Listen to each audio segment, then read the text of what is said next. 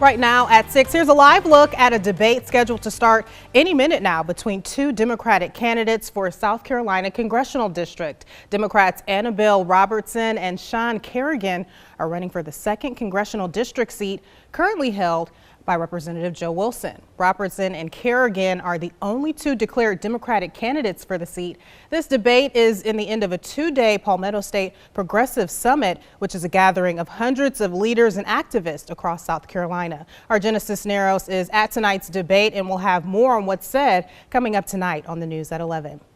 Well, take a look at this graphic behind me. Futurecast shows plenty of rain in the Midlands tomorrow on what's expected to be a soggy end to the weekend. Some of you may even have to deal with a little overnight wintry mix. Meteorologist Vaughn Gaskin has the details in the first alert. And that's where I start tonight, Emily. I want to show you what you can wake up to tomorrow morning. If you're in some of our northern counties, let's say Newberry County, Lawrence County, up towards Winsboro, these counties could possibly see a pre-dawn mix of sleet and possibly freezing rain with some snow in there. That's going to be in the pre-dawn hours, and we'll quickly see ourselves transition into an all-rain event. This will only last for a short while. We do not have a winter weather advisory for any of our counties, but we do have one for the upstate for the possibility of about 1/10 of an inch of accumulation. A cold rain mainly for everyone else, and at times this rain will get heavy. We're looking at about 8:30, and we're looking at decent rain falling across the area. No worries, the First Alert weather team will be right here with you to keep you updated on exactly what's going on. This is about 10:30. Waves of heavy rain continue to push through the area. We'll see the tail end of this starting to move through about 2-3 o'clock, and then it tapers off into clouds, mist, and drizzle. A front moves through after this, and it looks like it'll be out of here just in time for us to see that Super Bowl. Of course, we'll talk about what the temperatures will be while this rain is coming through and how much rain we'll see in just a bit. Well, some good news there. Thanks for that, Vaughn. New at 6, Lexington County Police say an outstanding arrest warrant helped lead to the arrest of 3 people this week. Police say Michelle Eisinger, Jason Rivers Jr., and Kevin Vincent Jr. were arrested on a variety of charges. After police served that outstanding warrant, deputies found drugs and a handgun inside the home on Blueberry Drive Monday. Eisinger and Rivers are being held at the Lexington County Detention Center. Vincent is now out on bond. Also new this evening, Richland County officials have identified a person killed in a car wreck on I-77 yesterday afternoon. Officials say 29-year-old Joshua Weatherford lost control of his car near the Shop Road exit and hit a guardrail. He then swerved back into traffic, was hit by a second vehicle, and was ejected from his car. Weatherford was transported to the hospital where he later died. Highway Patrol is now investigating. Darlington County officials say a woman in labor and her unborn child are 2 of 5 people killed in the county's deadliest single vehicle collision in more than 20 years. Police say it happened around 10 last night on Rogers Road. They say a car carrying 11 people, including 2 pregnant women, was on the way to the hospital for the delivery of a child when it ran off the side of the road and overturned. A second unborn child was also killed in that crash. 8 people were injured. Police say 1 person is still in critical condition.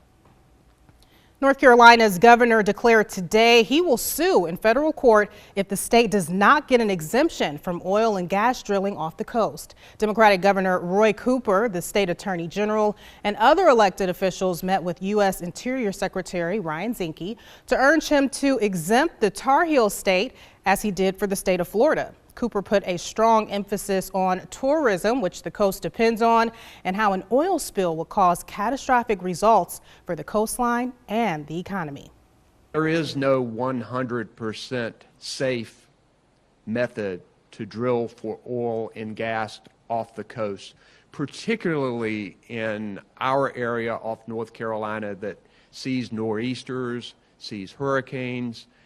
We don't call it the graveyard of the Atlantic for nothing. It would be a catastrophe if there were to be an oil spill. Secretary Zinke is traveling up and down the Carolinas to meet with state officials this weekend. Earlier this month, Governor Henry McMaster said he was also seeking an exemption from the Trump administration's offshore drilling expansion. McMaster said the risks associated with drilling are too much of a threat for South Carolina's coastline, which accounts for much of the state's $20 billion tourism industry. A crime alert for you this evening. Columbia police officers have arrested these twin brothers in connection to a shooting at Beltline. We don't have that picture up just now at a convenience store last month. Police say Kentrell Thompson and his twin brother Kent Thompson Jr. shot victims several times. The brothers are charged with attempted murder, assault, and battery. We'll get that picture to you later this evening. Columbia police are also asking for your help investigating what they're calling a deadly shooting. Police say a man's body was found today in the 3000 block of Beaumont Avenue. If you have any information, call 1-888-CRIME-SC, Crime Stoppers. A woman is in a Charlotte jail after rushing the cockpit on an airplane that was about to land. Flight attendants had to use materials they had on board to restrain her. Stephanie Tinoco has that story. Duct tape and eventually handcuffs, all on American Airlines Flight 1033. Tonight, an American Airlines flight attendant told me over the phone about the moments she says this woman attacked her and two coworkers in midair. Federal documents show the plane flying from Dallas to Charlotte was just 200 feet above the ground when Charlene Harriet jumped from her seat in the back of the plane and sprinted towards the cockpit. Court documents show the reporting officer found Harriet sitting in first class, row 4, in the middle aisle seat on the left side of the plane, with duct tape and zip ties around her ankles and wrists. The officer asked the woman if she needed medical attention, but reported she gave the officer a confused look and appeared to be on drugs. The flight attendant told me the woman had a frightening blank stare, something she's never seen before. Federal agents are calling this a major safety and security problem that put everyone at risk.